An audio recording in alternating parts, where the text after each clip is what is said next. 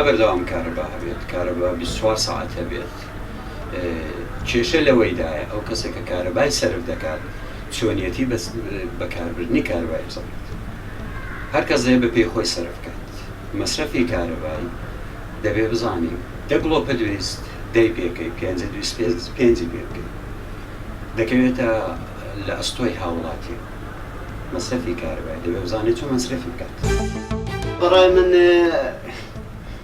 کاناڵی تەلەڤیزیۆنەکان زۆر تاسیریان هەیە کە بە جەماعەت ڕابگەێنن کە هەرەوەی کە ڕووناک داهاتە لەم پشتە ئیزافەیە بگوژێنەوە. بە وەزیفەی بزانبارکی بزانن کە ئەو شتە دەبێ ڕەعایەت کرێت کەمیکەنەوە. بەنسبەتی کارەبا لە هەرێمی کوردستان حکوومەت بە پلەی یەکەم تێ مقەسرە، باش نییە. بە دەرەجە دووش هاوڵاتی هەیە، کارەبای زۆر دەبا، زیادەڕەوەی زۆر دەکا،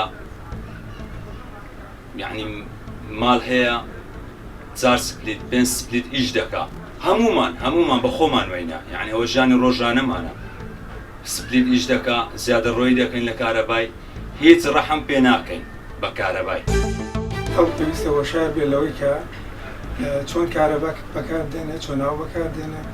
گەورەترین گرفتی ئەم وڵاتی ئێمە ئەوەیە کە خەڵک نازانێ چۆن کارەبا بەکاردێنێ.